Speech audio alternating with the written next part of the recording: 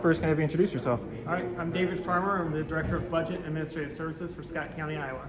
So can you give us an update as to where the county is in the process of determining how to use the money it will receive from the American Rescue Plan? Yeah, so today we met to discuss both staff and board supervisor recommendations for the money.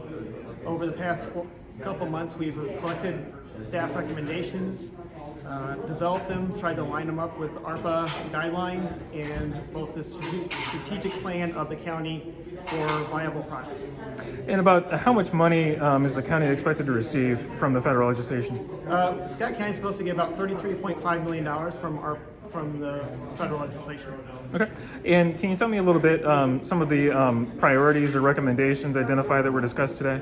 Today we discussed projects ranging from trails for Scott County parks to development of money for the juvenile-detention-center has a potential project, or other capital improvements related to ventilation, such as the Scott County Administration Center. We also heard about a project related to connectivity of a sewer system down West Locust, working in conjunction with the city of Davenport. So kind of what's the timeline or what's the next step for finalizing some sort of, I guess, spending plan? We still have a number of projects to work through with both as the county staff, with the board supervisors. We hope to meet again in a couple of weeks to hear the remainder of our projects, and then we'll move forward with finalizing the spending plan at that time. Great. And then just lastly, just because it's a topic that's been discussed quite a bit, the Juvenile Detention Center, it was discussed today. There have been some questions about ARPA funding and why would you use ARPA funding for that project. Can you discuss that briefly?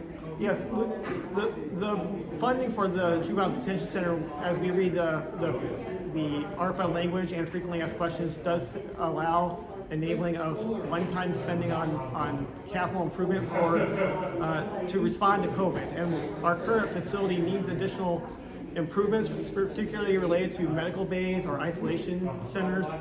We do know that we're going to have an increased number of individuals that will be using that facility due to pending legislation.